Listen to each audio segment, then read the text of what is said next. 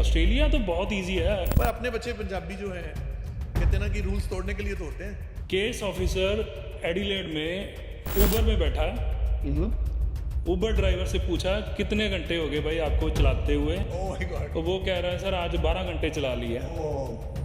आजा भाई साइड पे आजा, पासपोर्ट बता, वीज़ा बता। जब उसका ऊबर का लॉग, सर ऊबर सबसे बड़ा लॉग, उसका तो लॉग है ना, हु इज़ ड्राइविंग, उसका तो लॉग है कि आप कितने घंटे से लॉगिन हो। पता नहीं स्टूडेंट क्या कर रहा है, उनके पास रिकॉर्ड है कि आप कब जॉब कर रहे हो, कहाँ जॉब कर रहे हो। स्टूडेंट जॉब रेडी प्रोग्राम कर रहा है कि किचन में, उसी टाइम पे सिक्योरिटी कर रहा है। मैंने बोला था ना कि पंजाब की मार्केट कनाडा ड्रिवन ज़्यादा है, वो इसीलिए था। PR इजी मिल जाती थी कनाडा में, ठीक है। ऑस्ट्रेलिया इसलिए स्टूडेंट इग्नोर कर देते, ज़्यादातर स्टूडेंट्स के पेरेंट्स। एक चीज़ हमेशा से ऑस्ट्रेलिया को लेकर रहती है कि ऑस्ट्रेलिया में PR बड़ी मुश्किल। अगर तो आपने पाथवे नहीं छोड़ा तो आप जल्दी PR होगे। अगर आपने गलत ट्रैक पकड़ा, थोड़ा सा भी स्लिप हुए, तो आप गिरोगे ही गिरोगे। स्टूडेंट माइग्रेशन एजेंट से एडवाइस लेता है लेकिन मानता है कि नहीं मानता। Hello and welcome. My name is Parveen Sukhija and I welcome you to Tara Talks. और आज का स्पेशल एपिसोड है जो बहुत स्पेशल है। क्यों? क्योंकि आज हमारे साथ हमारे गेस्ट हैं mister Shaminder Singh from Australia, registered migration agent, जिसको हम शॉर्ट में मारा एजेंट भी बोलते हैं। तो Shaminder ji, welcome to India, welcome to Kotkapura, welcome to Tara Talks. Thank you Parveen sir, और तारा टॉक्स देखने वाली सारी ऑडियंस को बहुत बहुत welcome. Thank you very much for inviting me sir. You're most welcome, sir. So it's our honor to have you on this podcast, क्योंकि आपके आने से हमारे बहुत सारे स्टूडेंट्स जो करंट हैं या फ्यूचर हैं या जो ऑलरेडी पहुंच चुके हैं, उनको एक ऐसी गाइडेंस मिलने वाली है जो बेसिकली मुझे लगता है कि पंजाब के स्टूडेंट्स को तो बहुत लैक है। ये आपका भी एक्सपीरियंस यही रहा होगा, क्योंकि मिस गाइडेंस ज़्यादा है, गाइडेंस है नहीं है। और इंडिया में तो शायद कहीं ना कहीं चल जाता है, but once you reach a country like Australia, वहाँ पे तो कुछ भी थोड़ा सा भी इधर से उधर होए नहीं और समझ लो आपका ट्रैक से उतर गए तो आपका फ्यूचर खत्म। Isn't it? बिल्कुल सही कह रहे हो सर, लेकिन अनफॉर्चुनेटली वहाँ पहुँचने के बाद भी स्टूडेंट्स आउट ऑफ ट्रैक हो रहे हैं। मतलब मुझे लगता है कि उसका भी रीज़न ये है कि they are not taking guidance from the professional, from the right person, I would say. क्योंकि जनरली वही है कि कहते हैं ना, सलाह जहाँ से ले लिया, मुफ्त की सलाह कहीं से भी ले लो। और या तो फिर वो I mean migration agent, sir मैं before we start this wonderful talk, ये माइग्रेशन एजेंट या मारा एजेंट होते क्या हैं? मुझे लगता है हमारे यहाँ पे तो इंडिया में, पंजाब में बच्चों को पता ही नहीं है, या फिर बहुत इवन पंजाब से बाहर भी जो लोग देख रहे हैं उनको नहीं पता है ये माइग्रेशन एजेंट होता क्या है। क्या मतलब ऑस्ट्रेलिया जाना है, सब ऑस्ट्रेलिया जहाँ जाते हैं, ऑस्ट्रेलिया पहुँच भी जाते हैं, तो कैसे बनते हैं हमारा एजेंट, उनका वैल्यू क्या है? और मतलब हमें बताइए, why people should consult a मारा एजेंट? ये सही कहा आपने सर कि ज़्यादा जो स्टूडेंट है ना, उनको पता ही नहीं है कि माइग्रेशन एजेंट्स हैं क्या। बिल्कुल, रजिस्टर्ड माइग्रेशन। ये सिर्फ पंजाबी स्टूडेंट के साथ प्रॉब्लम है या बाकी कंट्रीज के लोग हैं? मान लो चाइनीज हैं, क्योंकि ऑस्ट्रेलिया में तो आपके पास मल्टी कल्चरल है। What is the like? Mostly students unaware है। मोस्टली स्टूडेंट अनअवेयर है, क्योंकि जब भी आपके पास स्टूडेंट आएगा ना, उसकी पहली जो कंसल्टेशन है उसकी अपनी होम कंट्री में है, होम कंट्री में, होम टाउन में है। Absolutely right. और वहाँ पे ज़्यादातर रजिस्टर्ड माइग्रेशन एजेंट्स हैं नहीं। जैसे फरीदकोट में तो चलो मैं एक रजिस्टर्ड माइग्रेशन एजेंट हूँ, लेकिन अगर देखो अदर स्टेट्स या अदर जो डिस्ट्रिक्ट्स हैं, वहाँ पे रजिस्टर्ड माइग्रेशन एजेंट्स है ही नहीं है। और अगर इसको मैं कंपेयर करूँ, जैसे आपने बोला कि डिफरेंट कंट्रीज, ऑस्ट्रेलिया में जो डील कर रहा है रजिस्टर्ड माइग्रेशन एजेंट वहाँ पे है, लेकिन उसकी रीच उसकी होम टाउन, होम कंट्री में है या नहीं है, ये बड़ा मुश्किल है। और सबसे पहली जो कंसल्टेशन है उसकी एजुकेशन कंसल्टेंट के साथ होती है। तो उसको लगता है कि जो एजुकेशन कंसल्टेंट ने बोला वो सबसे बेस्ट है। तो आप इंडिया में बोल रहे हो ना? एग्जैक्टली इंडिया में ना, इंडिया में भी नहीं, वही जो मैंने बोला था ना, ऑस्ट्रेलिया में भी अनफॉर्चुनेटली वो वहाँ पे भी जो आउट ऑफ ट्रैक स्टूडेंट जा रहा है मोस्टली एजुकेशन कंसल्टेंट के साथ कंसल्ट करने के बाद जा रहा है। ओके, बट हम थोड़ा सा डीरेल हो रहे हैं। क्वेश्चन मैंने आपसे पूछा हाँ, था, वही उसमें हमारा व्हाट इज डिफरेंस, हमारा एजेंट होता क्या है, बनता कैसे है? वही मैं सिर्फ इंट्रोड्यूस करवा रहा था कि दो चीजें हैं, एक एजुकेशन कंसल्टेंट है, एक registered migration agent. Registered migration agent is authorised from Australian government to deal in migration, okay, right.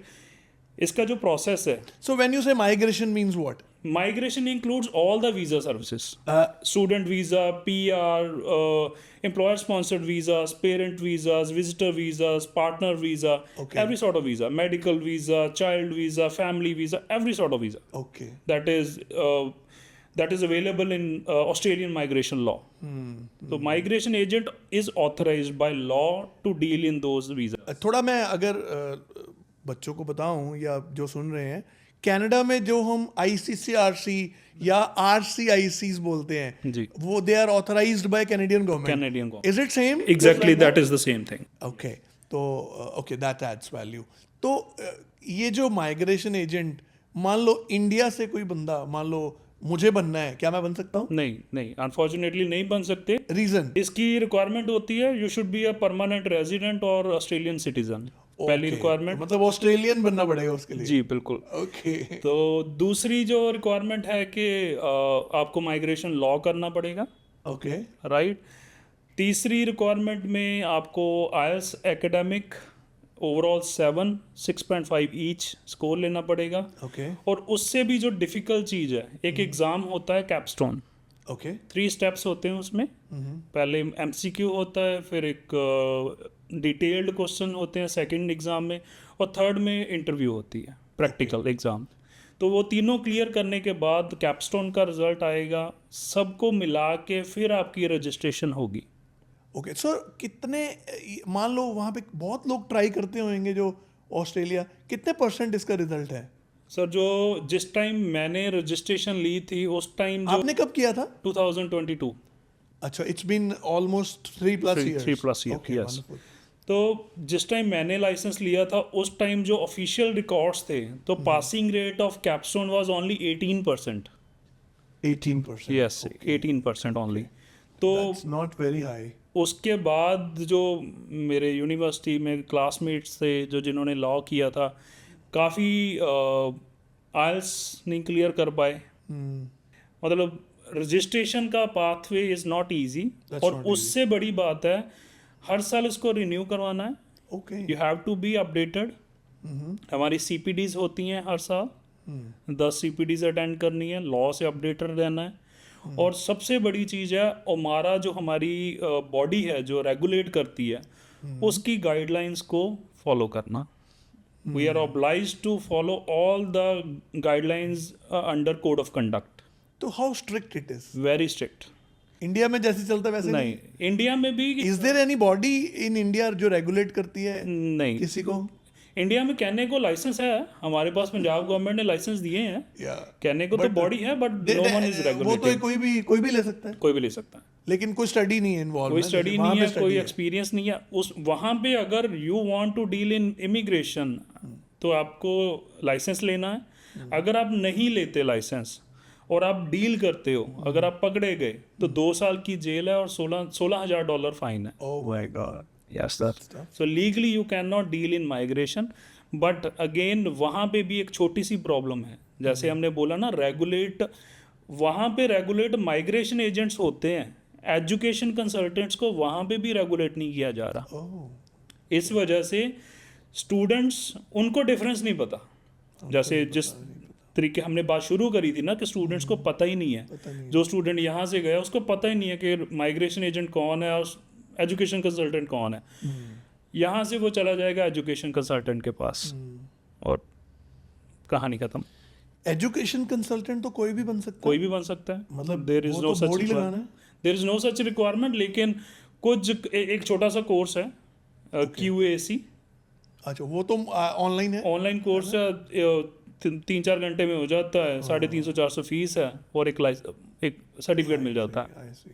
That's it. उसके अलावा there is no other requirement के अलावा सबसे बड़ी जो बात है कि कोई रेगुलेटरी नहीं है वहाँ पे। तो मतलब जो स्टूडेंट सुन रहे हैं उनके लिए इम्पोर्टेंट ये है कि अगर आप ऑस्ट्रेलिया में हो और कुछ भी आपने डिसीजन लेना है अपनी फाइल को लेके, तो मैं पर्सनली रेकमेंड करूँगा कि आप जहाँ भी हो, आप देखो, you have to take advice, right? तो वो advice it has to be from a registered migration agent, और इससे आपको बहुत सारे फ़ायदे भी हैं। अगर आपका migration agent, Shaminder ji correct me if I am wrong, अगर आपका माइग्रेशन आपको गलत एडवाइस देता है तो देयर इज़ अ लॉ जिसके अंडर उन माइग्रेशन एजेंट्स को मतलब दे, अभी जैसे आपने कहा जुर्माना है वो, इजंट इट सर? अगर एक माइग्रेशन एजेंट की कंप्लेंट होती है और हमारी बॉडी है, उसकी वेबसाइट है omara.gov.au, वहाँ पे आप माइग्रेशन एजेंट्स की डिटेल भी फाइंड आउट। हाँ, मैं ये पूछने वाला था, आपका कोई नंबर है, कोई देख कोई भी लिख दे। जैसे मेरा माइग्रेशन एजेंट नंबर है 22179995, तो ये आप वेबसाइट पे सर्च कर सकते हैं। हाँ, हमारा की वेबसाइट के जाके आप मेरा नंबर डाल के उसको सर्च कर सकते हो। अगर आपको मेरे से कोई प्रॉब्लम है, आप वहाँ पे कंप्लेंट करो और उसकी स्ट्रिक्ट जांच होती, सुनवाई है वहाँ। बिल्कुल सर। लाइसेंस कैंसिल होते हैं, 5 साल के लिए बैन भी लगता है। तो मतलब तो फिर आप किसी को मतलब मुझे लगता है आप गलत क्या मतलब एडवाइस देते टाइम बहुत सोच के देते, बहुत सोच के एडवाइस देते हैं। ऐसे नहीं कि कोई भी चल के आया और बिठाया और एडवाइस दी और चले गए। तो there is a strict procedure. अगर आप देखोगे और उस हमारा की वेबसाइट पे रिकॉर्ड है सारा, कितने लोगों के लाइसेंस कैंसिल हुए हैं, कितने लोगों के बैन हुए हैं, किनका सस्पेंड किया गया और किस रीज़न से किया गया, पूरी उसकी केस हिस्ट्री वहाँ पे अपलोडेड है, आप देख सकते हो। ओके। और एक और चीज़ मैं बताना चाहूँगा, I know mister Shaminder for almost I think 10 years now, if I am not wrong. तो 2017 में इन्होंने पंजाब का फर्स्ट PTE सेंटर ओपन किया था हमारे फरीदकोट में, और वी वर वेरी सरप्राइज क्योंकि I am also into same industry, मेरा खुद का IELTS सेंटर था। तो PTE हमने भी पढ़ाना शुरू किया था, सक्सेसफुल ज़्यादा नहीं हुए क्योंकि इन्होंने जब खोला तो it was the only first PTE centre जहाँ पे IELTS नहीं पढ़ाया जाता, और आज भी वो चल रहा है और सक्सेसफुल चल रहा है। एंड मुझे when I met him first time, you know, I was surprised क्योंकि लोगों के 70 नंबर नहीं आते थे, इनके लिसनिंग, रीडिंग, राइटिंग, स्पीकिंग में सब में 90 थे, मतलब perfect 90 score in all the 4 modules, and that is something, you know, very good. मेरे दोनों बच्चे ऑस्ट्रेलिया गए हैं और दोनों को इन्होंने ही पढ़ाया, और आई थिंक उनका भी बहुत अच्छा स्कोर आया था। हाँ, मुझे याद नहीं, काफ़ी साल हो गए हैं। तो और जितने भी बच्चे मेरे यहाँ पे थे पास्ट में, मुझे और अभी भी मैं मतलब क्योंकि ऑस्ट्रेलिया शिफ्ट हो गए हैं, तो sometimes if they need any guidance, इनका स्टाफ बहुत अच्छा है, और you know most of the thing he is available online also, तो हम लोग कभी भी इनसे हेल्प लेते हैं। तो ये हमारा बहुत। एंड सर, आपका एक्सपीरियंस कैसा रहा PT? हम थोड़ा मैं चेंज कर दिया ट्रैक मैंने, but that is very important, वो भी जरूरी है इंट्रोड्यूस करवाना, क्योंकि जैसे आपने बोला कि सबसे पहला इंस्टीट्यूट था जो ओनली PT, और आज भी I am very much sure कि पंजाब में एक ही इंस्टीट्यूट है जो ओनली PT है। क्योंकि हर एक में यही होता है कि IELTS, PT, स्पोकन इंग्लिश सबका इकट्ठा किया, अगर स्टूडेंट इधर फिट नहीं हो रहा इधर कर लो। और जिस टाइम शुरू किया था, आई डोंट थिंक सो कि किसी को PT के बारे में नॉलेज भी। हाँ, बिल्कुल सही है, हमने भी शुरू किया था लेकिन और ज़्यादा नॉलेज नहीं थी। जैसे पंजाब है, फरीदकोट है, यू नो, कनाडा डोमिनेटिंग एक पार्ट है हमारा। Absolutely right. और कनाडा मींस IELTS, हर बंदा IELTS करना चाहता था उस टाइम पे भी PT इंट्रोड्यूस करना। और हमारे पास क्वेरीज आती थी, हम उनको बोल देते थे सॉरी हम IELTS नहीं करवाते। 10 में से 8 क्वेरीज IELTS की होती थी, मना करना पड़ता, वापस भेजना बहुत मुश्किल था। लेकिन तो आपने कभी सोचा नहीं IELTS खोल दे? नहीं सर, कभी भी नहीं सोचा। दिल से बता। दिल से कभी भी नहीं सोचा। आपसे तो रेगुलरली बात होती रहती है, इवन के कई बार डाउनफॉल भी हुआ, फिर भी कभी ये नहीं सोचा कि चेंज करूं मैं अपना ये प्लेटफॉर्म जो मैंने इंट्रोड्यूस किया था। और इस चीज़ को पियर्सन ने भी बड़े अच्छे से रिकग्नाइज किया। मेरे को याद है उस टाइम पियर्सन के सीईओ होते थे लेजो सैम ओमान, Okay, I don't know. And he visited my institute Really? In 2018-19, मेरे को एग्जैक्टली ईयर नहीं याद है। Okay, that was very big moment for me. that's good. और पियर्सन की तरफ से प्रेफर्ड पार्टनर का अवार्ड है, बेस्ट इंस्टीट्यूट का अवार्ड है, काफ़ी अवार्ड्स हैं। सबसे बड़ा अवार्ड तो स्टूडेंट्स की सेटिस्फेक्शन है। पीआर के स्टूडेंट्स जिसको 7 ईच 8 ईच 9 ईच चाहिए होता है, you know, target success, and उनको स्कोर मिलता भी है। Absolutely right. Yes That's good, sir. Okay, तो सर शुरू करते हैं हम। मेरा पहला सवाल जो सब बच्चों मतलब सबके लिए है जो ऑस्ट्रेलिया पहुंच जाता है, यू नो, जब बच्चा पहुंचता है तो 15 दिन पहले जो उनके पास जो चेकलिस्ट होना चाहिए, सिम, TFN, बैंक अकाउंट और भी बहुत सारी चीज़ें होती हैं, तो ये स्टूडेंट्स खुद मैनेज कर लेते हैं, किसी एजेंट की मदद कर लेते हैं वो? नहीं, इसके लिए किसी एजेंट की ज़रूरत नहीं है। ओके, इस क्वेश्चन का आंसर देने से पहले ना एक मैं पर्सनल व्यू देना चाहूँगा स्टूडेंट्स को। प्लीज़। आप लैंड कर रहे हो ना, आप जो बंदा आपको वहाँ से लेने आया ना एयरपोर्ट पे, उसको कभी भूलना नहीं है आपने अपनी पूरी लाइफ में। That's a wonderful tip. अगर आपने उसको याद रखा ना तो आप सक्सेसफुल ज़रूर होगे। ये एक पर्सनल मैंने देखा है कि अगर कोई बंदा आपके लिए जॉब छोड़ के टाइम निकाल के आपके कन्वीनियंस के अकॉर्डिंगली कब आप लैंड हो रहे हो आपको लेने आ रहा है, वो बहुत बड़ी एक उसको याद रखना है बस आपने। समझ गया मैं। ठीक है। अगर आप अब आपके क्वेश्चन का आंसर टेक्निकली सबसे पहली चीज़ है आपने मोबाइल का सिम लेना है। क्या बहुत सी एयरपोर्ट शॉप्स से हैं ले लेना चाहिए? नहीं, अगर तो आपका इंडियन नंबर चल रहा है I don't think so there is no need. ठीक है, क्योंकि एयरपोर्ट पे महंगा मिलेगा। किसी भी आप स्टोर पे जाओ, ग्रोसरी स्टोर पे जाओ, आपको नंबर मिल जाएगा बड़े इजीली। ठीक है। और नंबर इसलिए ज़रूरी है कि उसके बाद की जो भी सर्विसेज आप ले रहे हो, आपने बैंक ऑस्ट्रेलियन नंबर, आपने बैंक अकाउंट खुलवाना है, उसके लिए भी नंबर देना पड़ेगा। आपने TFN अप्लाई करना है। What is TFN? Tax file number. आपने जब भी कहीं पे काम करना है, आपके जो अलाउड नंबर ऑफ आवर्स हैं उनके अंडर आपने काम करना है, तो टैक्स फाइल नंबर ज़रूरी है आपके पास। ठीक है। अगर आप एक कोई बिजनेस करना चाहते हो तो आप ABN अप्लाई करो। ठीक है। तो वही mobile number, bank account students खुद कर लेते हैं, मैंने कर सकते हैं, इजीली कर सकते हैं। That is not. तो मेरा क्वेश्चन है, ऑस्ट्रेलियन बैंकिंग और इंडियन बैंकिंग क्या सेम है? जैसे जब मर्जी चले जाओ वहाँ पे अकाउंट खुलवा लो, मतलब वहाँ पे मतलब, और बच्चों को एक एडवाइस चाहिए कि do they need to take appointment और they can just directly walk in and get that service? They can walk in. मतलब होता क्या है कि अगर उनके पास क्लाइंट बैठे हैं, ओके, ठीक है, तो वो आपको कह सकते हैं कि आप 10 मिनट वेट कर लो। ओके, तो on the spot appointment book हो जाती है। ओके, उनके जो रिप्रेजेंटेटिव्स मोस्टली खड़े होते हैं वहाँ पे, वो आपका नाम ले लेंगे, नंबर ले लेंगे, आपको बता देंगे कि आपको आधा घंटा वेट करना पड़ेगा, आपको 1 घंटा वेट करना पड़ सकता है। ठीक है। तो आप अगर आपने बैठ के वेट करना है, आप बैठ के वेट करो। अगर आपने जाके वापस आना है, दैट्स अप टू यू। तो अगर यहाँ से कंपेयर करूँ तो यू नो माई आंसर।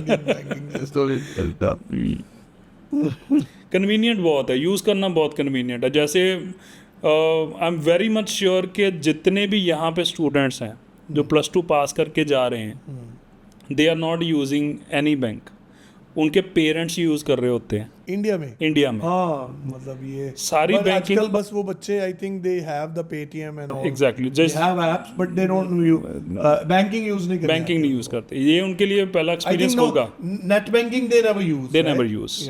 तो वही कह रहा हूँ ना, वैसे बैंक अकाउंट मैनेज ही नहीं करते, मैनेज नहीं करता, उनको मनी मैनेजमेंट नहीं आती। वो ये चीज़ वहाँ पे, ये एक एडवाइस है, मैं पहले भी बहुत बार बोलता हूँ कि learn some basic things before you fly, and money management is one of them.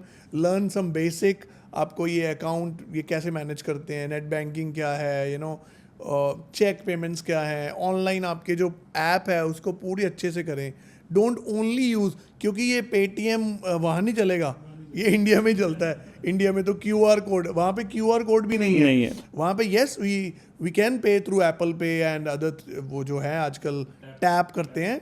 Tapping is very important in Australia, चाहे वो कहीं भी हो.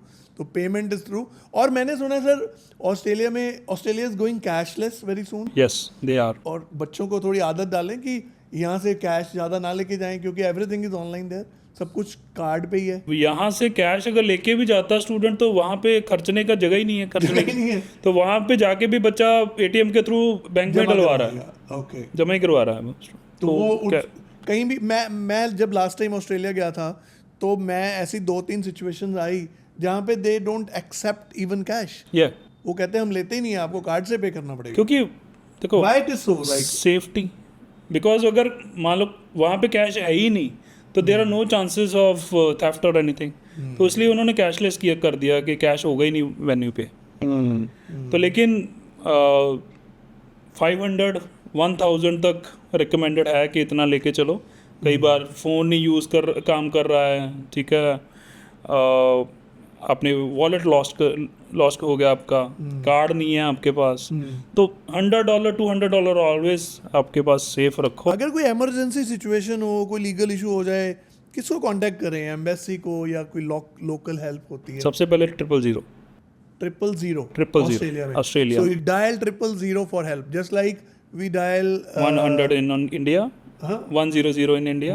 अच्छा, 100 in India और 911 in US. तो ऑस्ट्रेलिया में 000.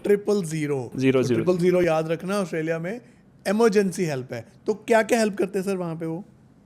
आपको सबसे बड़ी चीज़, किसी तरह का भी थ्रेट लग रहा है, you can call them.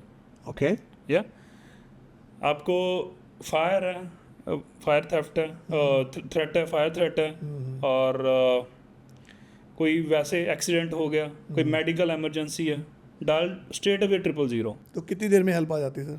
With in minutes. आपको जरूरत पड़ी कभी? नहीं, मतलब इतना लकी होंगे आज तक जरूरत, फॉर्चुनेटली कभी जरूरत नहीं कभी. Have you seen that coming? मैं फर्स्ट एडर हूँ. I am prepared for that कि अगर किसी चीज़ की कहीं पे ज़रूरत पड़े. मैंने विटनेस करा हुआ है कि एक बार मेरे सामने ट्रेन में हुआ था, किसी को कार्डियक अरेस्ट हुआ था, तो they stop the train in between and there was medical team available within 2-3 minutes. India में होता तो नहीं. और best thing was there were 3 people. जैसे मैं फर्स्ट एडर हूँ, I was managing people to not come too near to the patient. एक उनमें ट्रेंड नर्स थी और एक स्टूडेंट था नर्स. तो उन्होंने वॉलंटरीली आगे आके उस पेशेंट की हेल्प करी.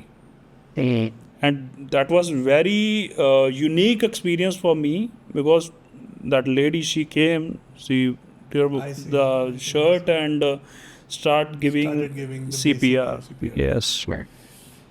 Perfect. तो सर अभी हम एक हॉट टॉपिक पे चलते हैं जो है कोर्स चेंज. हमारे पंजाबी स्टूडेंट्स का फेवरेट, कोर्स चेंज. बच्चे ऑस्ट्रेलिया पहुंचे नहीं होते और वो पूछना शुरू हो जाते हैं, सर कोर्स चेंज करना है, कर सकते हैं? और सर मतलब स्टूडेंट कंफ्यूज होते हैं, नए रूल्स क्या हैं, कुछ बदलाव हुआ है. और अगर कुछ कंसल्टेंट्स ने, देखो कोर्स चेंज करना, देखो कुछ गलत, जैसे कंसल्टेंट्स उनको गलत कोर्सेज में डाल देते हैं अपने फ़ायदे के लिए, या उनको खुद को पता ही नहीं होता. तो फिर बच्चा क्या करे? क्या मतलब आपकी कोर्स चेंज को थोड़ा एक्सप्लेन करो अच्छे से. कब करना चाहिए भी कि नहीं करना चाहिए, इसके नुकसान क्या हैं? जो सबसे मेरे जो सुनने वाले हैं उनको नुकसान बताइए, क्योंकि बहुत सारे बच्चे हमारे जाते हैं तो उनको पता ही नहीं है. चेंज कर लो क्योंकि कोई फ़र्क नहीं पैंदा. दैट्स देयर पंजाबियां दी ना, कोई फ़र्क नहीं पैंदा. So please guide that. थोड़ा लंबा जाएगा ये. कोई बात नहीं है. मैं माइग्रेशन एजेंट हूँ. आप मेरे ऑफिस में आओगे, आप मेरे से आके पूछोगे कि सर मैं कोर्स चेंज करूं, मैं पहली बार बोलूँगा ना करो, जो एक्चुअल राइट एडवाइस है. आप दूसरी बार मेरे पास आओगे, मैं फिर भी बोलूँगा कि बच्चे ना चेंज करो। अब मेरे पास तीसरी बार आओगे, मैं चेंज करवा दूंगा। उसका रीज़न ये है, अगर मैं नहीं करवाऊंगा तो कोई ना कोई तो करवा ही देगा। क्योंकि आप 3 बार पीछे पड़े हुए हैं ना, करवा दो। एज़ पर अगेन हमारा गाइडलाइंस, जब भी हम क्लाइंट एग्रीमेंट साइन करते हैं ना, हम वहाँ पे मेंशन करते हैं कि हमें कौन कौन से बेनिफिट्स मिलने हैं। ठीक है, मेरे को यूनिवर्सिटी से कमीशन आना है, आपकी फ़ीस की जो पहली 6 महीने की फ़ीस है उससे मेरे को कुछ % कमीशन मिलना है। अगर आपने कोर्स चेंज कर लिया, मेरा कमीशन ख़त्म है। ठीक है, अगर आप कोर्स चेंज कर रहे हो वहाँ जाके, फिर मेरे को बेनिफिट मिलेगा अगर मैं आपका कोर्स चेंज करवा देता हूँ, उस एजुकेशन प्रोवाइडर से मेरा कमीशन आना शुरू हो जाएगा। ठीक है, अब यहाँ पे वही गेम आ गई एजुकेशन कंसल्टेंट और माइग्रेशन एजेंट वाली। बीइंग ए माइग्रेशन एजेंट, जो मेरी ड्यूटी है, मेरी ड्यूटी कमीशन नहीं है, पहली मेरी ड्यूटी है आपका PR पाथवे, आपका फ्यूचर। क्योंकि आप अभी फ्यूचर नहीं देख रहे कि 3 साल बाद डिग्री ख़त्म होने के बाद क्या होगा, आप वो नहीं देख रहे। आप अभी का देख रहे हो, फीस मुश्किल है, वो भी नहीं, क्योंकि ये पेरेंट्स का पार्ट है। पेरेंट्स ने जिन्होंने भेजा है ना, उनको पता है कि हमने फ़ीस निकालनी है या नहीं निकालनी। ये प्रॉब्लम आती है मेरे साथ वाला स्टूडेंट। सर यही है, ज़्यादातर यही बोलते हैं कि तीसरा स्टूडेंट, सभी छोड़ रहे हैं, मैं भी छोड़ रहा हूँ। और सबसे बड़ी गलत चीज़ होती है, जिनके पास स्टूडेंट जाके रहता है वहीं से शुरू होती प्रॉब्लम। वहीं से प्रॉब्लम शुरू होती है। जब बच्चा डिनर करने बैठता है ना, तेरी फीस कितनी है, तो निकाल लेगा 6 महीने के $15,000। छोटा कोर्स ले ले। मैं भी PR हो गया था, पर ये नहीं देखते वो 13 साल में PR हुआ है। आपने 13 साल नहीं लगाने, आपने 3-4 साल लगाने हैं। दूसरी बात, जितने भी पुराने बैठे हैं ना वहाँ पे, कईयों के कॉलेजेस वालों के साथ सेटिंग है। आधे से ज़्यादा लोग ऐसी एजुकेशन कंसल्टेंट बने हुए हैं कि मैं रेफरेंस दूंगा, अगर उसको $1000 मिलेगा, 200 तो मेरे को मिल ही जाएगा ना। चलो जो आएगा ठीक है। स्टूडेंट के साथ क्या बनेगा, किसी को क्या लेना देना नहीं है।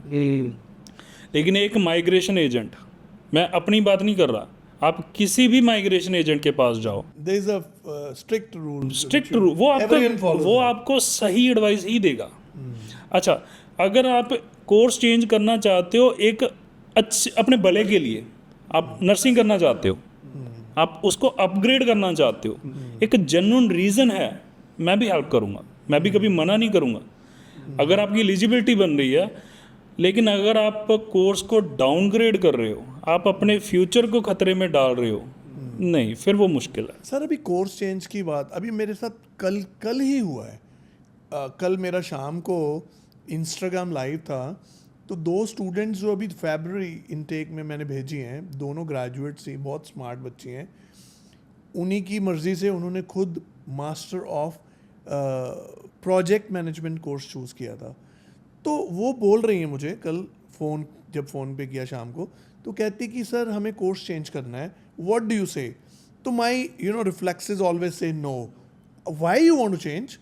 आई सेड कि वेट, अभी आप मत करो।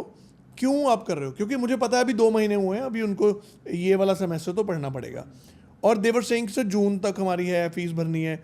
तो मैंने आपको कहा कि बेटा आपकी जो कोर्स में मैंने भेजा है, मैंने रिसर्च की थी उस टाइम पे, आप क्यों छोड़ना चाहते हो? वो कहते कि सर हमारी क्लास में सब बच्चे छोड़ रहे हैं, इसलिए हमें भी छोड़ना है। बहुत अच्छा। तो इसका मतलब ये थोड़ी है, बाकी अगर कहने कि छलांग मार रहे हैं कुएं में, तो मैं भी पीछे मारूंगा।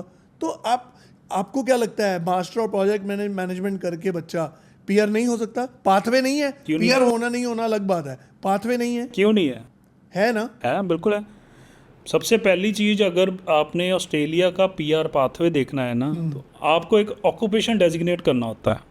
ओके, अब यस, ठीक है, अगर आपके पास ऑक्यूपेशन है ना, तो आपको पाथवे पता चल जाएगा कि मेरी एलिजिबिलिटी बनती है या नहीं बनती। तो बच्चों को यही नहीं पता, सबसे यही नहीं पता which occupation actually is mapped to my course. Exactly, मेरी आउटकम क्या है, मेरे कोर्स की आउटकम क्या है। अब आपने प्रोजेक्ट मैनेजमेंट बोल दिया, तो जैसे आपने प्रोजेक्ट मैनेजमेंट बोला है कि उसने स्टूडेंट ने प्रोजेक्ट मैनेजमेंट किया है, तो उसकी जो कोर्स आउटकम है, उसका जो ऑक्यूपेशन है, वो प्रोजेक्ट एडमिनिस्ट्रेटर है। ओके। ऑस्ट्रेलिया में जितने भी स्टूडेंट बैठे हैं, उनको एक फ्री की एडवाइस है। वैसे तो फ्री होनी नहीं चाहिए। पेड है। Paid है। आपकी एडवाइस हाँ कितनी फीस है सर आपकी मिनिमम? $110 पर 40 मिनट्स तो इनिशियल कंसल्टेशन। इस मतलब पॉडकास्ट से आपके देखो कितने पैसे बच गए और कितने लोगों के बच गए हैं, है ना? से थैंक्स टू मी। आप मुझे बाद में भेज देना। तो ऑस्ट्रेलियन एंस्को, ANZSCO, या ऑस्ट्रेलियन एंस्को सर्च करो, ठीक है, गूगल करें। गूगल करो, ओके आपको मिल जाएगा। ठीक है। अभी आपका प्रोजेक्ट है ना, प्रोजेक्ट के रिलेटेड ऐसे लिख दो ANZSCO code related to project management, okay आपको सामने प्रोजेक्ट एडमिनिस्ट्रेटर का एंस्को मिल जाएगा। उसकी क्या रिक्वायरमेंट है, कौन सी उसकी असेसिंग बॉडी है, क्या क्या उसके लिए चाहिए आपको PR पाथवे के लिए, आपको मिल जाएगा। तो मतलब अगर बच्चे मुझे सुन रहे हैं, शिवानी है ना, तो आप नहीं चेंज कर रहे बेटा, हमारी सजेशन तो आपको यही है। और अंशु है ना, तो ये बहुत सारे एक और कोर्स चेंज की बात है सर। मेरा एक और स्टूडेंट है, he was a very brilliant student, recently Feb intake में गया है। I appreciate first of all, again peer pressure is a problem. उसके फादर आए मुझे क्योंकि दे ट्रस्ट मी अलॉट कि सर आपने भेजा तो सही भेजा होगा, क्योंकि मेरा एक आपको भी पता है कि I never send a student to a course with जिसका पाथवे नहीं है, ठीक है। बिल्कुल। Bachelor of business analytics, that was the course, that's a course he is doing.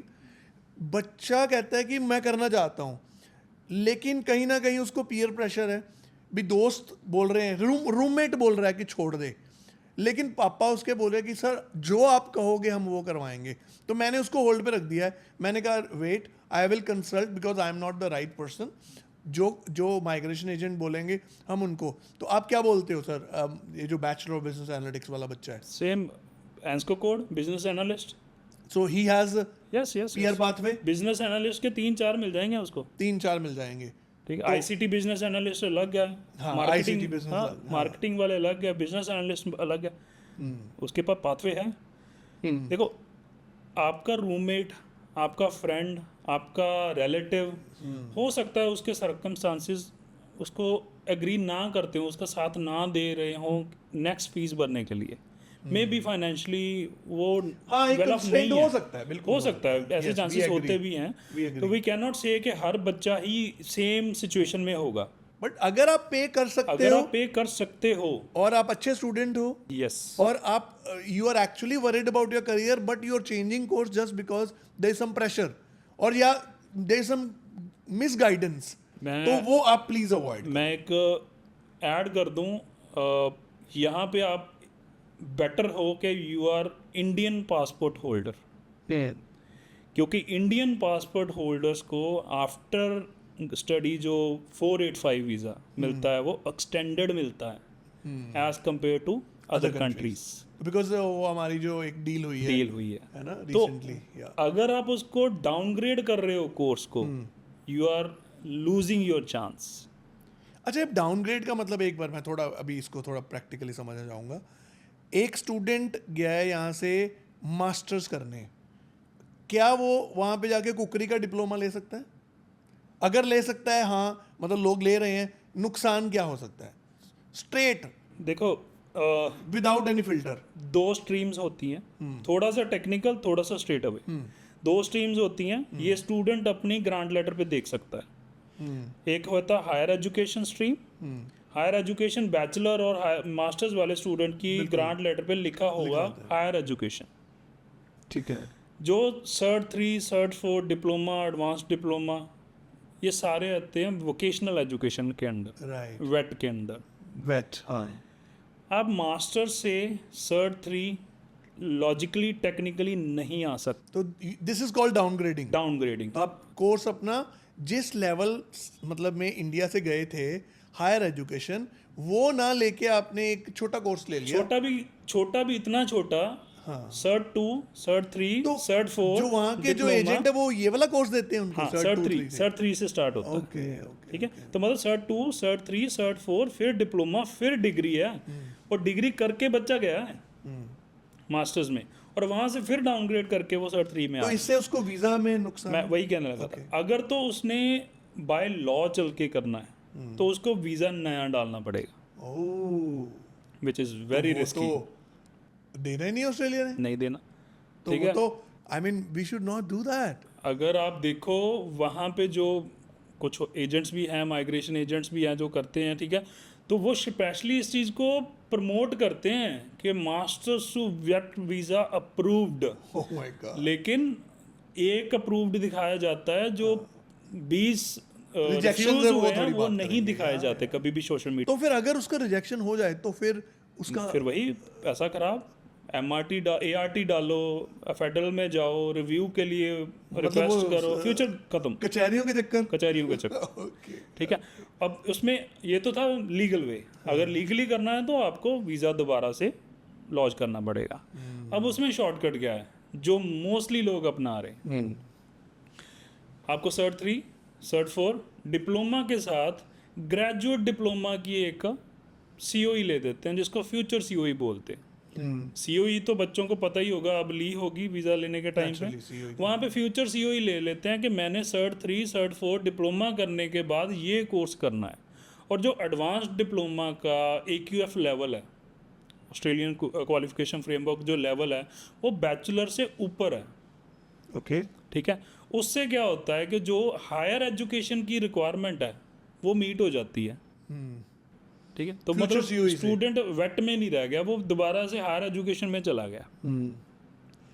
तो बाय लॉ ये जो फ्यूचर COE वाला ये लीगल है? मैं लीगल है, अभी अभी उस पर आता हूँ। डिपार्टमेंट हर रोज तेज हो रहा है, हर रोज लूप होल्स को पकड़ रहा है। ठीक है, अभी तक चल रहा था ग्रेजुएट डिप्लोमा की COE ली, फ्यूचर COE ली, ठीक है जी, आपने लॉ को मीट कर लिया, आपने अपने वीज़ा की कंडीशन मीट कर ली। ठीक है, जो कंडीशंस हमने ब्रीच करी, क्योंकि मेनली तो वही है ना, अगर डाउनग्रेड किया तो वीज़ा कंडीशन ब्रीच, फ्यूचर में ट्रबल। अब वो कंडीशन आपने मीट कर ली। अभी उन्होंने बोला डिपार्टमेंट ने कि अगर आपने ग्रेजुएट डिप्लोमा या ग्रेजुएट सर्टिफिकेट किया है, you are not eligible to apply subclass 485। Oh really? Yes, जिसको हम TR बोल देते हैं, आफ्टर स्टडी वो TR। क्यों? उन्होंने लिस्ट से ही निकाल दिए ये दोनों, ग्रेजुएट सर्टिफिकेट और ग्रेजुएट डिप्लोमा।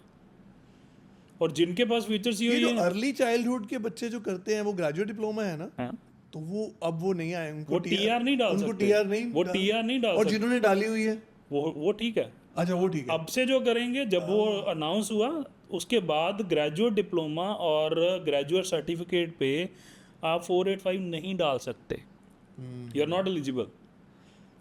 एक लूप होल, दूसरा जो इस टाइम सबसे ज़्यादा वीज़ा कैंसलेशंस, हाँ ये भी बहुत सुना है, ऑस्ट्रेलिया बहुत वीज़ा कैंसिल कर रहा है।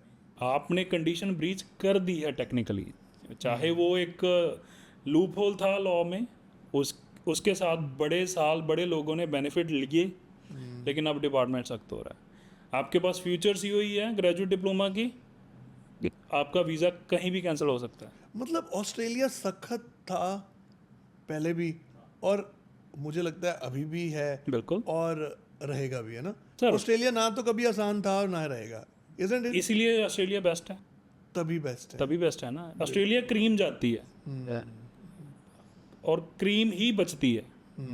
हमारे यहाँ पे जो स्टूडेंट्स आ रहे हैं, they don't you know they are not eligible because they don't have, उनके पास ITRs नहीं है, फाइनेंशियल्स नहीं है, तो यूनिवर्सिटीज़ उनको स्ट्रेट फॉरवर्ड ऑफर लेटर ही नहीं देती, या ऑफर लेटर के बाद उनकी GS क्लियर नहीं हो पाती। तो ये मेजॉरिटी ऑफ बच्चों की प्रॉब्लम है। क्यों? क्योंकि बच्चे प्लानिंग नहीं करते हैं, planning नहीं उनको एक साल पहले अगर जो तैयारी करनी होती है वो नहीं करते हैं, और फिर उन एजेंट्स क्या करते हैं, उनको डिप्लोमा प्रोग्राम डाल देते हैं जिनका सक्सेस रेट ऑलमोस्ट 5% भी नहीं है शायद, है ना, तो फिर बच्चे अपनी रिफ्यूज़ल लेते हैं और लॉस भी होता है उनको काफ़ी, है ना। उसमें आपने 2-3 बार जो बात बोली ना, आपने बोला कि बच्चे प्रिपेयर नहीं होते, यहाँ पे थोड़ी सी करेक्शन है। पेरेंट्स बच्चे तो बेचारे क्या करें, वो तो +2 का स्कोर ले सकते हैं, परसेंटेज ले सकते हैं अच्छी, फिर उनको बोलते हैं IELTS PT कर लो, वो कर सकते हैं, उनका पार्ट तो डन हो जाता है मार्च अप्रैल तक, अप्रैल ज़्यादा से ज़्यादा मई तक। ये पेरेंट्स को सोचना चाहिए। तो पेरेंट्स अपना थोड़ा सा जागें, उठें मतलब अगर बच्चे को ऑस्ट्रेलिया भेजना है तो एडवाइस लेनी पड़ेगी, उसके लिए घर से निकलना पड़ेगा सर, थोड़ा सा कंफर्ट जोन तोड़ना पड़ेगा। यस, लास्ट ईयर मेरे पास एक पेरेंट्स आए थे, ठीक है, उन्होंने मेरी बात मानी, वो किसी और को लेके आए थे पीटी के लिए, उनका खुद का बेटा उस टाइम +1 में था। अच्छा, +1 में था उसका बेटा, उनका बेटा, और उन्होंने वो उसकी नीट वगैरह की ट्रेनिंग के साथ भेजना था, उसको 15 दिन की छुट्टियां थी। मैंने बोला कि इसको भेजना शुरू कर दे। बच्चा 15 दिन आया, पीटी करी, 7 इंच लिया, डन ड्यूरिंग +1 में। +1 में ही 2 साल के लिए वैलिड है। परसों आ गए, सर वी आर रेडी, ठीक है, कंडीशनल ऑफर लेटर ही आनी है, कंडीशनल अप्लाई कर दी, फाइनेंशियल मेरे कंडीशनल ऑफर लेटर अप्लाई कर दी। वो बाकी स्टूडेंट से एडवांस है बच्चा, वो हो गया ना, बहुत अच्छे। और पेरेंट्स ने अपने आप को पहले फाइनेंशियली प्रिपेयर कर लिया, स्टूडेंट ने जो अपना पार्ट करना था वो कर लिया। ये पेरेंट्स को करना पड़ेगा। फिर अच्छा, जितनी भी रिफ्यूज़ल आई है वो सारी पेरेंट्स के कारण है, बच्चों के कारण नहीं है। बच्चे इंटरव्यू कर लेते हैं, बच्चे कर लेते हैं और सब कुछ हो जाता है ना। जीएस मेनली किसका है? जीएस में चेक इन तो वही उन्हीं की हो रही है, फाइनेंशियल चेक हो रहा है, उनमें बच्चों का कुछ नहीं है। अभी भी अगर कोई पेरेंट्स की क्वेरी आती है, आप मेरे से ज़्यादा एक्सपीरियंस हो एजुकेशन में, बच्चे के पेरेंट्स आएंगे, आप बोलो कि फंड है, वो कर लेंगे फंड हो जाएंगे, जो बोल देगा ना हो जाएंगे, वो एलिजिबल ही नहीं है, गया वो। उनको आदत पड़ी हुई है, आदत पुरानी उन्होंने डाली हुई है। हाँ बिल्कुल। चलिए, okay, so next big thing we are going to talk about. अभी आप 485 हमारे बहुत सारे स्टूडेंट्स को ये नहीं पता 485 क्या है, और ये TR क्या है, मतलब ये थोड़ा एक्सप्लेन करोगे? एलिजिबिलिटी क्या है, किसको मिलता है, कब मिलता है, कब नहीं मिलता? आपने अभी बताया नहीं मिलता, लेकिन ये बताओ किसको मिलता है? जो बच्चा अपनी एजुकेशन कंप्लीट कर लेगा उसको TR मिलेगी। एजुकेशन मतलब एजुकेशन इंडिया से जो बच्चा जाएगा वो भी, जिसने ऑस्ट्रेलियन एजुकेशन अपनी कंप्लीट कर ली, ठीक है। ऑस्ट्रेलियन एजुकेशन कंप्लीट करने के बाद, ऑस्ट्रेलियन स्टडी रिक्वायरमेंट्स मीट करने के बाद, Australian study requirements are minimum 18 months of education, completed education, जिसका उनके पास एजुकेशन प्रोवाइडर के द्वारा इशू किया हुआ कंप्लीशन सर्टिफिकेट है, मतलब 1.5 साल। हाँ, 1.5 साल में। तो वंस यू गेट दैट, और उसके बाद आपको TR की एलिजिबिलिटी, और आपने एक रूल बताया था कि इंडिया वालों को कुछ बेनिफिट है, तो मिनिमम जो वर्क परमिट जो है उसका नाम चेंज हो गया ना, वर्क परमिट का पहले PSW बोलते थे। PSW था, वह अभी है वही है। हाँ। लेकिन उनमें 2 स्ट्रीम होती थी ना, वो बड़ी कंफ्यूजिंग थी। ओके, अब उसको उन्होंने वो कर दिया, पोस्ट स्टडी वर्क परमिट कर दिया, मतलब पोस्ट हायर एजुकेशन को पोस्ट हायर कर दिया। हाँ। पहले ये कंफ्यूजिंग था, अब पोस्ट हायर और पोस्ट वोकेशनल हो गया। अच्छा, पोस्ट हायर, क्योंकि उसमें क्या होता था, जो स्टूडेंट्स खुद अप्लाई करते थे अपनी TR 485 वीज़ा, वो गलती से स्ट्रीम गलत चूज़ कर लेते थे, क्योंकि जो उसका नाम था पहले, उसको ग्रेजुएट लिखा हुआ था उन्होंने, वोकेशनल वाली को अभी कंफ्यूजन नहीं है, वोकेशनल वाली को ग्रेजुएट वर्ड यूज़ करते थे, और उससे बच्चा कंफ्यूज हो जाता था। बैचलर की हुई है और वो वोकेशनल वाली TR अप्लाई कर देता था, ठीक है, तो बड़ा कंफ्यूजिंग था वो। लास्ट ईयर चेंज हो गया। तो आपने जैसे कहा मिनिमम हमारे बच्चों को 2 साल का मिलता है, डिपेंड करता है कोर्स क्या है। अगर तो उन्होंने वोकेशनल किया, ये ड्रॉबैक है ना कोर्स चेंज करने वालों का। ओके, तो अगर वोकेशनल किया है तो 1.5 साल। अच्छा, 1.5 साल मिलेगा? 1.5 साल मिलेगा। ओके, और अगर किसी ने बैचलर्स कर ली है? 3 साल। और किसी ने मास्टर्स की है?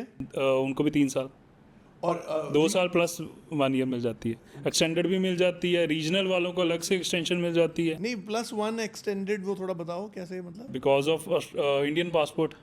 अच्छा, मतलब 2 + 1 हो गया। हाँ जी। और अगर कोई रीजनल एरिया में है उनको भी तो उनको एक साल और मिलेगा एक्स्ट्रा। और रीजनल एरिया में पढ़ने का बेनिफिट 5 पॉइंट एक्स्ट्रा मिलेंगे। एक्स्ट्रा पॉइंट, ये 5 पॉइंट एक्चुअली यूजफुल होते हैं। बिल्कुल सर, जब PR अप्लाई करनी होती है ना, तो 5 पॉइंट बहुत होते हैं। 5 भी बहुत होते हैं। 5 पॉइंट कम से कम 1000 EOIs को क्रॉस कर जाता है। EOI, आप टेक्निकल वर्ड बहुत यूज करते हैं। एक्सप्रेशन ऑफ इंटरेस्ट, वो चलेंगे जब PR वाले सेगमेंट में आएंगे तो फिर EOI पे भी अभी बच्चों को ज़्यादा पता नहीं है ना इसके बारे में। ठीक है, तो कुछ नए 2025 में कुछ अपडेट्स हुए हैं 485 को लेके? यही सबसे बड़ी तो यही है, ग्रेजुएट सर्टिफिकेट और ग्रेजुएट डिप्लोमा वालों का 485 ये नहीं डलेगा। Any mistake they should take care की mistake to avoid? देखो वही वाला जो पिछला क्वेश्चन था ना आपका कि कोर्स चेंज करने के ड्रॉबैक्स, अब मैं इसके साथ उसको रिलेट करता हूँ 485 के साथ, क्योंकि अल्टीमेट पर्पस तो ये एक्चुअली आई थिंक जहाँ एक बच्चा जब ऑस्ट्रेलिया वो बोलते study work and settle, yes तो they give you let's say you choose your study, bachelor's or master's or whatever study you choose, then they give you a chance to work, and during those 3 or 4 whatever time you've got, you have to get the experience, then get your PR नहीं directly तो मिलती नहीं है, वो assessment होती है, skill assessment, या get your assessment done and then आपके पॉइंट पूरे होते हैं, और जो पॉइंट जब पूरे हो गए तो यू गेट। अभी कुछ लोग हैं मेरे 110 हैं फिर भी नहीं हुई, 95 हैं फिर भी नहीं हुई, अकाउंटेंट हूँ मैं, तो ये क्या चक्कर है, पॉइंट्स का क्या रोल है? Demand and supply.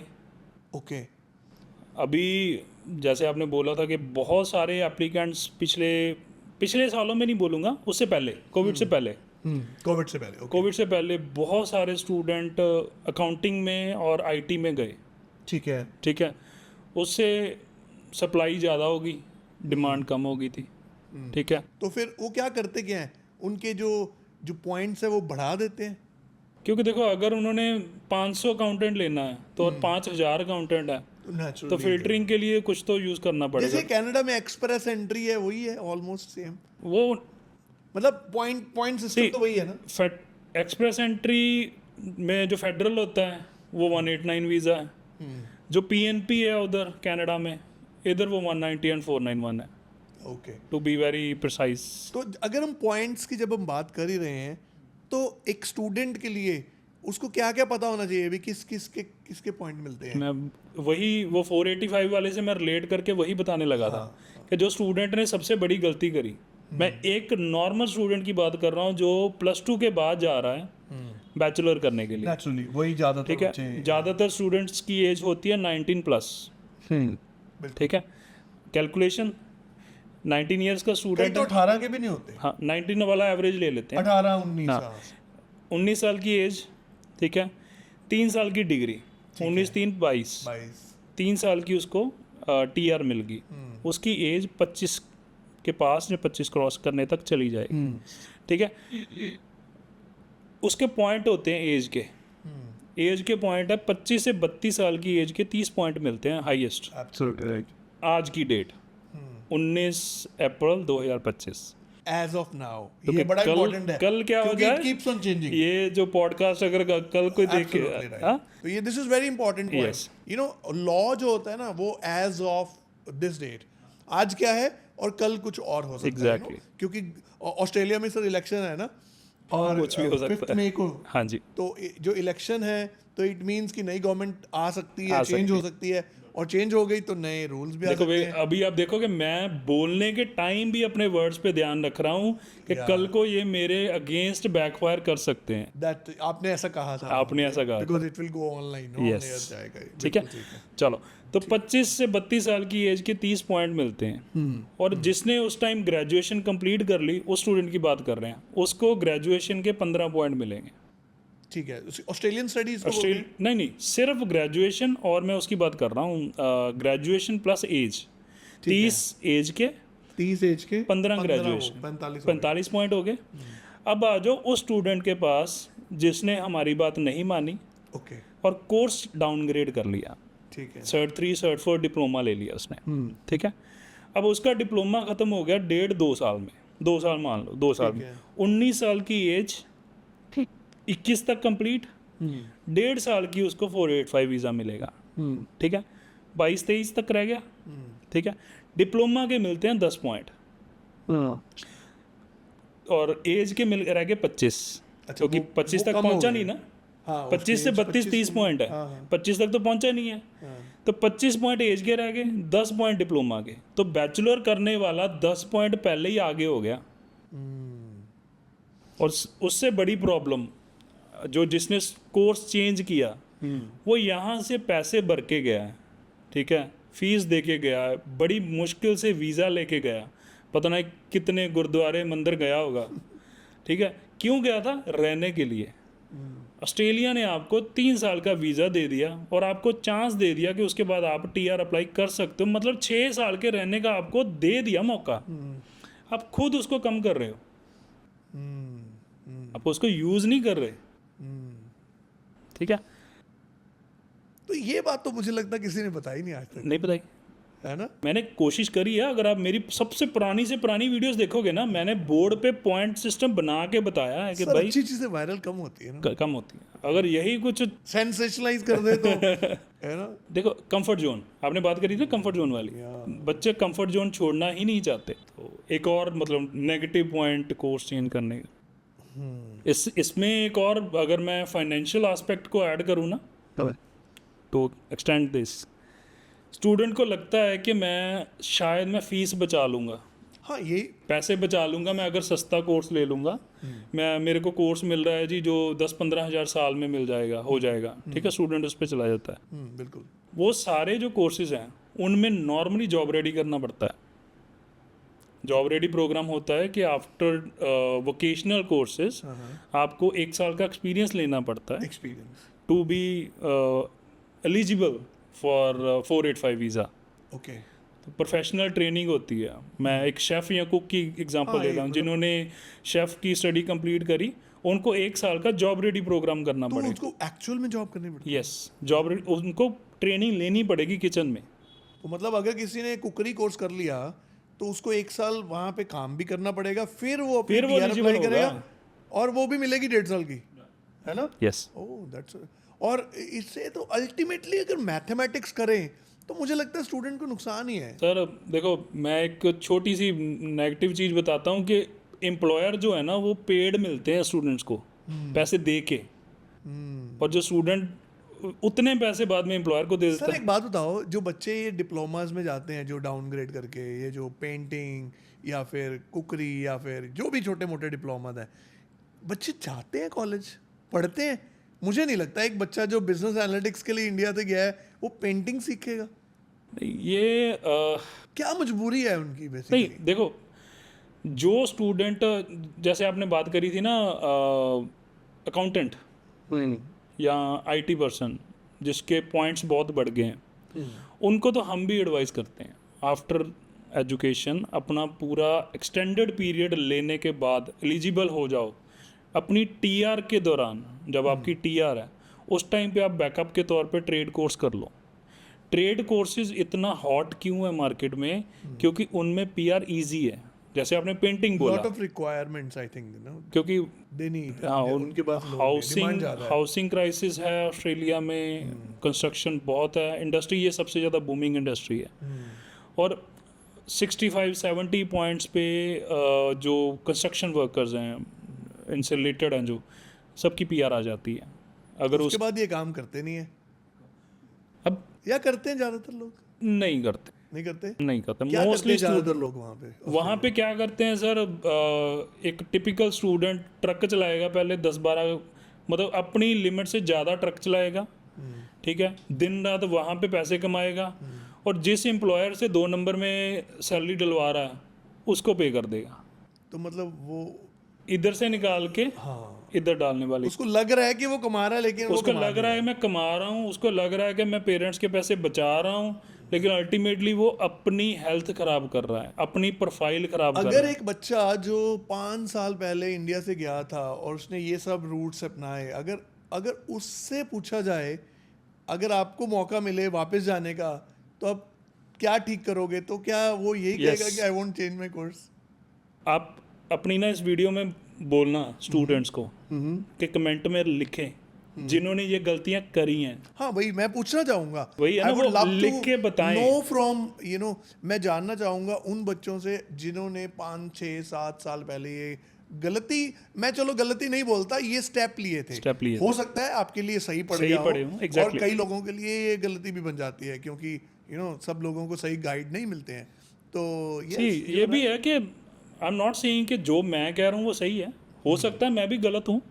जो मैं इस टाइम आपको एडवाइस दे रहा हूँ कि डाउनग्रेड ना करो, हो सकता है कि 100 में से 30 बच्चों के लिए वो वाला स्टेप ठीक रहा हो। बिल्कुल सही है, ठीक, 70 के लिए ठीक नहीं रहा होगा, 70 के लिए वो ठीक नहीं है। तो आप कमेंट में बताओ हमें कि हो सकता है कि मैं भी गलत हूँ। सर हर स्टूडेंट का अल्टीमेट ड्रीम है पीआर, राइट?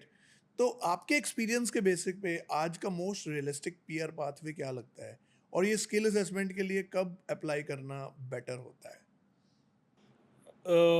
बिल्कुल सही सर, कि पीआर पाथवे अल्टीमेट टारगेट है, और ऑस्ट्रेलिया की पीआर इतनी इजी नहीं होने के कारण ही मैंने बोला था ना कि पंजाब की मार्केट कनाडा ड्रिवन ज़्यादा है, ठीक है, वो इसीलिए था कि वहाँ पे पीआर इजी मिल जाती पीआर इजी मिल जाती थी कनाडा में, ठीक है।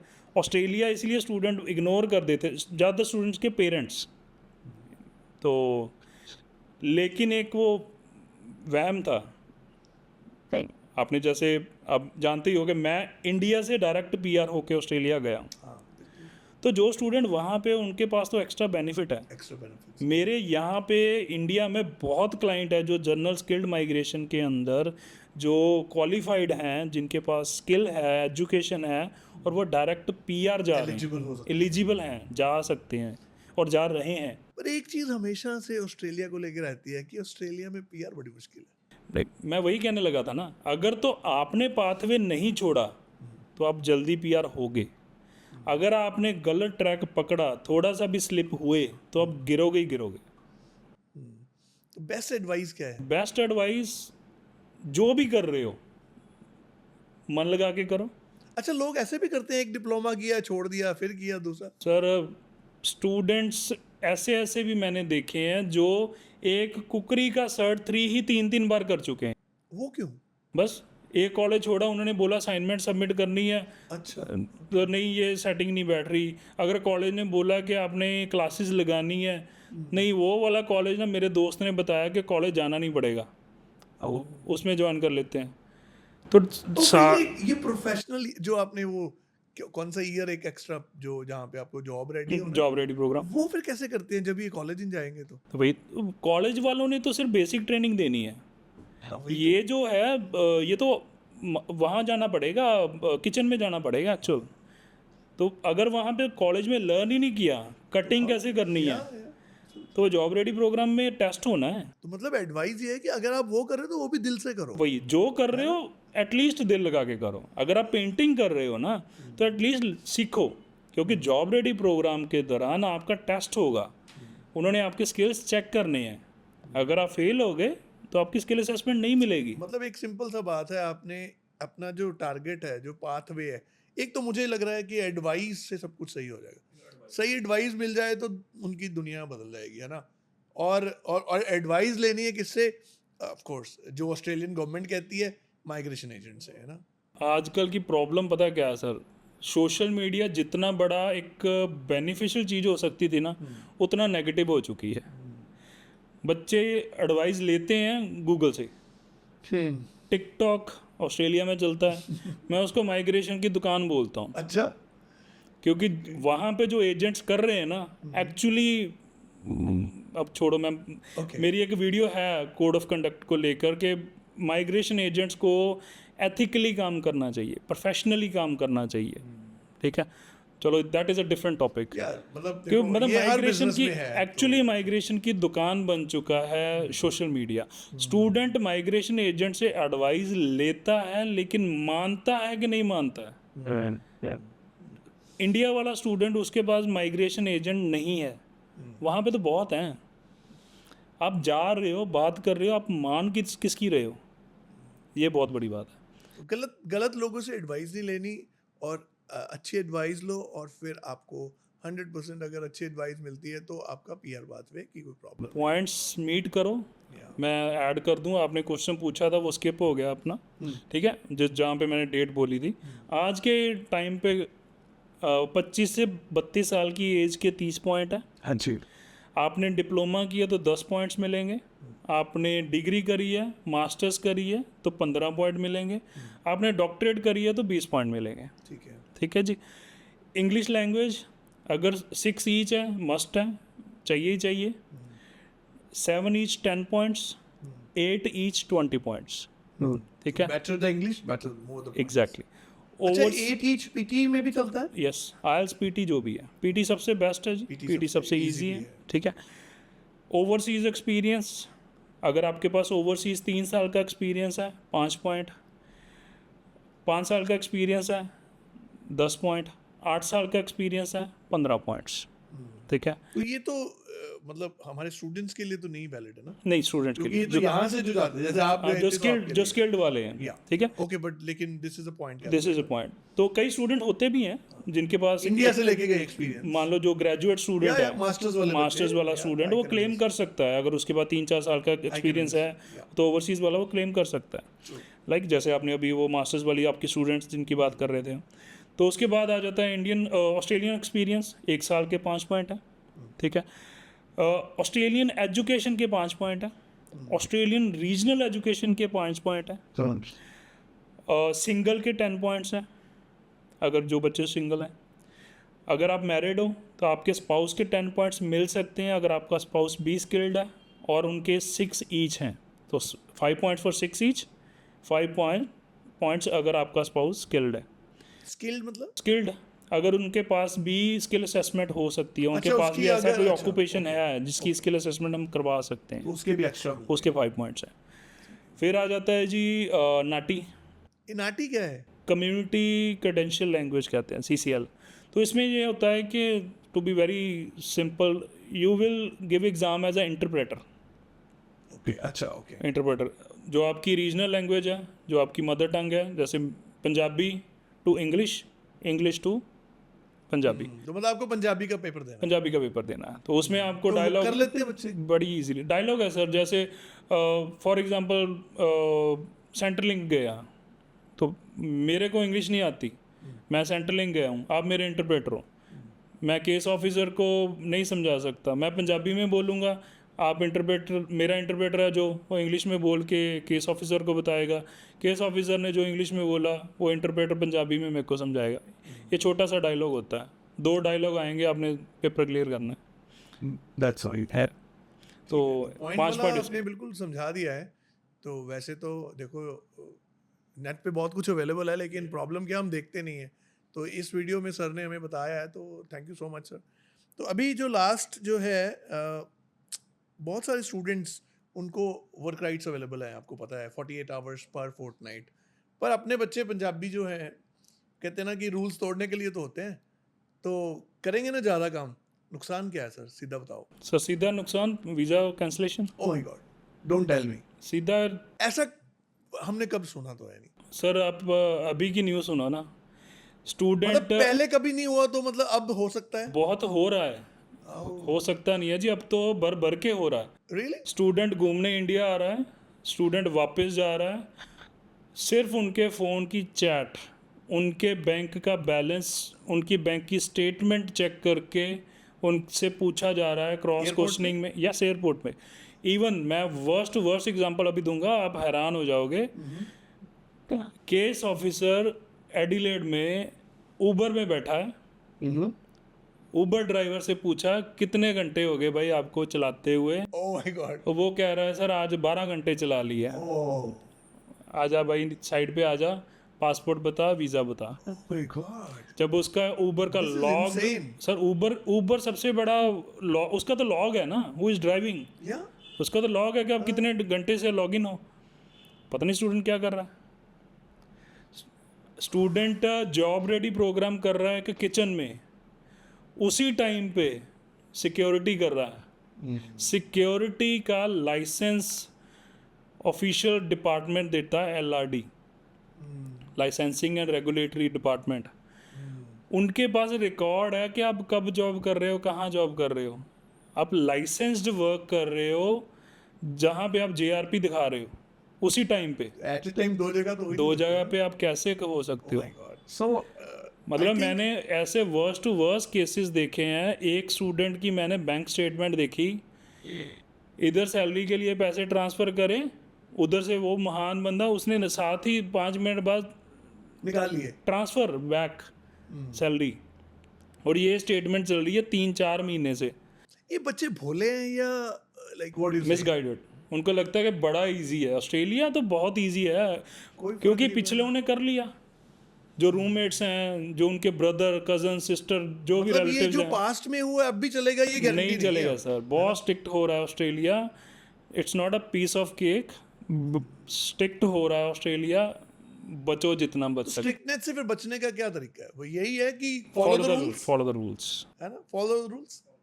बस वो अपना जो इंडियन जो लेके गए हो यहाँ से, उसको छोड़ो और उस कंट्री के हिसाब से चलो, and you will get a better. जो पकड़ा गया वही चोर है, जो नहीं पकड़ा गया वो तो। अब उससे पूछ के देखो जिसका वीज़ा कैंसिल हुआ है, अपने ब्रदर सिस्टर की मैरिज पे आया, बड़ा खुश वापस गया एयरपोर्ट से फिर वापस, और 3 साल लगाए, ठीक है, सब कुछ किया, और उसको इतना भी टाइम नहीं मिला कि जो ऑस्ट्रेलिया में उसने अपनी एसेट्स बनाए हैं उनको बेचने का टाइम मिल सके। गाड़ी ली होगी, बहुत कुछ लिया होगा,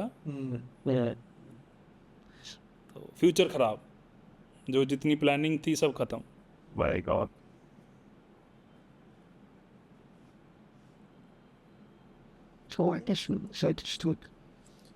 सो पॉडकास्ट एंड होने से पहले सर, आपकी तरफ से एक ऑनेस्ट एडवाइस सभी इंडियन स्टूडेंट्स के लिए जो ऑस्ट्रेलिया में हैं या फिर जाने वाले हैं, एक ऑनेस्ट एडवाइस। सिंपली वही जो हमने बात करी है पहले, तो अपनी वीज़ा की कंडीशंस को मीट करो। जो मैंने लॉ बोला है ना, follow the law, follow the rules, वो आपके लिए टेक्निकल ये है कि फॉलो द कंडीशंस जो आपकी वीज़ा ग्रांट लेटर पे है। उसमें सब कुछ है, उसमें काम करने के रिलेटेड भी है, उसमें आपकी कोर्स प्रोग्रेस के बारे में भी बताया हुआ है। कोर्स प्रोग्रेस मतलब आप डाउनग्रेड नहीं कर सकते। Meet your conditions. अगर आपने अपनी कंडीशन ब्रीच करी तो वीज़ा कैंसिल हो सकता है, ठीक है। अगर वीज़ा कैंसिल हुआ तो आपको बैन भी हो सकते हो आप, ठीक है, 3 साल के लिए। तो आपका सारा ड्रीम वो शैटर हो जाएगा ना। आप उससे सिर्फ आपके ऊपर फ़र्क नहीं पड़ेगा, आपकी सारी फैमिली के ऊपर पड़ेगा, जिन्होंने इतना पैसा अभी तक लगा दिया और जिन्होंने सपने देखे होंगे। तो वीज़ा कंडीशंस पे ज़रूर ध्यान दो। और जो बच्चे जाने के लिए रेडी हैं, गलत डॉक्यूमेंट्स यूज़ मत करो, फॉर्ज्ड डॉक्यूमेंट्स यूज़ मत करो, जाली फंड्स यूज़ मत करो। 3 साल बाद, 2 साल बाद, 4 साल बाद, इवन PR होने के बाद भी आपका वीज़ा कैंसिल हो सकता है इन्हीं फंड्स की वजह से। माय गॉड, बहुत सारे पंजाबीज आर एट रिस्क। बहुत सारे स्टूडेंट्स के साथ ऐसा होता है, उनको पता भी नहीं है कि उनके एजेंट ने फंड्स लगाए क्या हैं, और जब वो एयरपोर्ट पे पहुंचते हैं, वहाँ पे जाके उनसे पूछा जाता है कि किसने स्पॉन्सर किया, पैसा किसने लगाया, कौन से अकाउंट में फंड्स हैं। जिसने पैकेज किया उसको पता है, दे डोंट नो एनीथिंग। और उनका जब तक सिटीज़न नहीं होते तब तक वो रिस्क पे हैं। जो PR भी हो गए हैं ना, उनको भी कैंसिल कर सकता है ऑस्ट्रेलिया। तो मतलब जो PR हो चुके हैं वो ये ना सोचे कि हम बच गए, जब तक कैंगरू वाला पासपोर्ट नहीं मिलता तब तक रिस्क है। So thank you so much sir, it was a wonderful ये बहुत ही एक एपिसोड ऐसा था कि it was like an eye opener। ठीक है, मेरे लिए भी आपने I had almost 20+ years of experience, but ये जो आपने बताया ना, ये मेरे लिए भी बहुत सारी चीज़ें नई थी। Although I am quite updated with the Australian rules, but देखो कहते हैं ना कि expert guidance it is always, and I always appreciate, that's why I requested you for this, and thank you so much for coming and guiding our students, telling them all pros and cons. So friends, अगर आप ऐसे ही और भी knowledgeable videos जहाँ पे real talks होती हैं unfiltered, तो फिर आप तारा हट को फॉलो करो। तारा हट टॉक्स पे आप आते रहो, शेयर, लाइक, कमेंट। ये तो मैं कहूँगा ही नहीं, क्योंकि मुझे पता है आपको अच्छा लग रहा है। तो जब आपको कोई अच्छी चीज़ लगती है तो आप शेयर करते हो। कमेंट, तो अगर आपको अच्छा लगा है तो कमेंट करो, अगर कोई कमी लगी है तो बताइए, ताकि हम लोग उसको इम्प्रूव कर सके। और मिलते हैं फिर अगले एपिसोड में, और भी अच्छे बातें करेंगे। Thank you so much sir. Thank you very much sir. Please keep in mind कि ये वाला पॉडकास्ट या ये वाली इंफॉर्मेशन किसी को डराने के लिए नहीं है, Yeah. सिर्फ इंफॉर्मेशन के लिए है. Yes, thank sir. You very much. So take care, stay legal, keep learning.